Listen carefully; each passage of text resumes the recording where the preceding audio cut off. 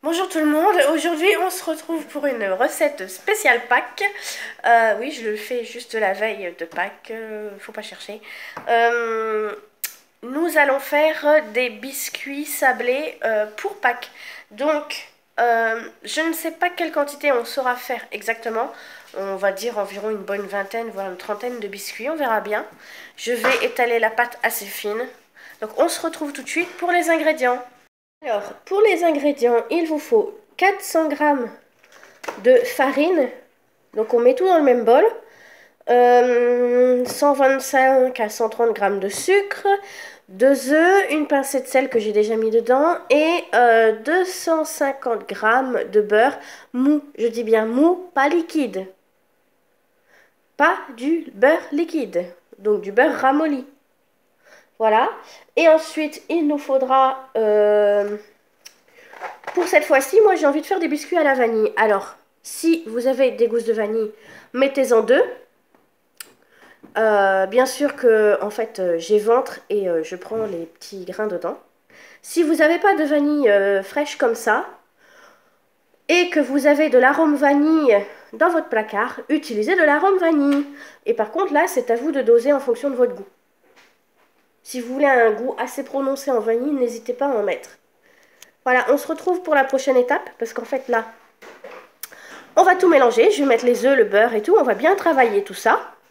Et une fois que j'aurai une belle pâte, je mettrai à poser quelques minutes.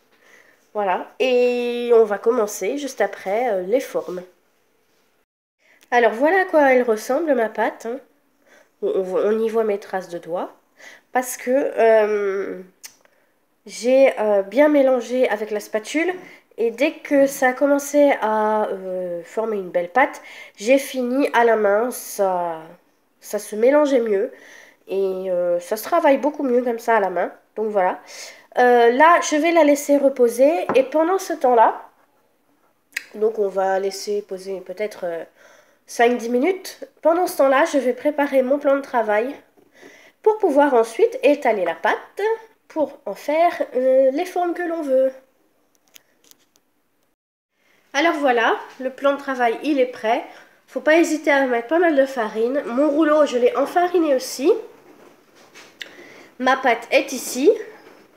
J'ai mon paquet de farine juste à côté au cas où que j'en manque. Et j'ai préparé ma plaque pour le four avec du papier cuisson. Et j'en ai profité pour préchauffer le four à 200 degrés pendant 12-15 minutes. Le temps que je fasse toutes les formes. Et pour que ça fasse vraiment Pâques, je vais tester mon emporte-pièce lapin. Il est beau, hein? Il est beau ce petit lapinou. Bon, allez. Petite parenthèse, donc voilà. Du coup, maintenant que la pâte elle a posé, je vais l'installer et je vais bien l'étaler sur une petite épaisseur comme ceci, je dirais, voire un petit peu plus fin, enfin je sais pas trop. Histoire d'avoir un maximum de biscuits. Donc on se retrouve une fois que tout est fait. Juste pour vous montrer l'épaisseur qui serait idéale. Voilà, c'est vraiment pour vous montrer, c'est un peu ce que j'avais dit, hein, comme ça. Voilà. Parce que si vous faites trop fin, alors j'ai essayé, j'en ai 2 ou 3 beaucoup trop fins, du coup, quand on soulève la pâte après, le lapin se déforme. Donc cette épaisseur-là, c'est super. Voilà, parce que là, vous voyez, je le soulève, il ne perd pas sa forme. Donc je vais le mettre sur ma plaque pour aller dans le four. Je continue à en faire un maximum, hein. Je vous dirai à la fin combien j'ai réussi à en avoir. Voilà. On se retrouve tout à l'heure.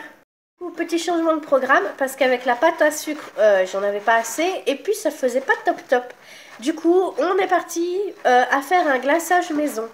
Donc, il nous a fallu un peu de jus de citron, d'ailleurs on voit le citron là, un blanc d'œuf et 200 g de sucre glace. Et c'est parti pour un montouillage. Il n'y a pas besoin de tamiser le sucre glace, parce que regardez, ça fonctionne vachement bien. Et c'est parti après pour étaler ça sur les biscuits. Par contre, je ne sais pas du tout s'il faut mettre au frais pour que ça durcisse Je pense que oui, donc je vais l'étaler sur les biscuits, je vais m'amuser, et puis après je vais tout mettre au frais pour que ça tienne. Alors voici l'étape du glaçage. Le glaçage, on voit qu'il est assez épais. Et donc, j'ai un outil, ça ressemble à une petite spatule, toute simple. Je m'en servais quand je faisais de la fimo. Vous inquiétez pas, hein, elle a été lavée entre-temps. Oups, mon biscuit s'est cassé. Donc je l'étale. Je l'étale en fonction de la couche que je veux. Je veux pas une super bonne couche. Hop. Je veux pas une grosse couche. Je veux pas une super fine couche. Voilà. Là, c'est suffisant. Donc j'étale bien. Le glaçage prend sa place. Et hop, sur la plaque qui ira au frigo. C'est pas plus compliqué que ça. Et vous répétez l'opération jusqu'à ce que vous n'ayez plus de biscuits. Je vous montrerai ce que ça donne une fois que ça aura bien pris. Par contre, si vous voulez un glaçage un petit peu plus liquide, il faut ajouter quelques petites gouttes d'eau jusqu'à comment on dit, l'aspect, la texture que vous voulez. Par contre, plus épais, je ne sais pas trop comment faire. Je crois qu'il faut rajouter du sucre glace. Voilà, on se retrouve tout à l'heure. Alors voilà ce que ça donne après avoir été environ 1 heure au frigo. J'ai mis les petits pompons en forme de cœur. C'est des cœurs en sucre, hein, ce que j'avais à la maison. Et les petits yeux, c'est fait avec ceci. Alors ce qui est dommage, c'est que ça, c'est pas du tout assez liquide. Donc c'est pas facile à faire ce qu'on veut avec. Mais dans l'ensemble, si le téléphone veut bien marcher, voilà. Ça donne à peu près ça. Simple, rapide, et puis, rapide, plus ou moins. Et puis, super bon, parce qu'on en a goûté un, c'est excellent. Donc, n'hésitez pas à me dire en commentaire si vous avez testé cette recette ou une autre. Dites-moi ce que vous avez fait pour Pâques. Et on se retrouve très bientôt. Bye!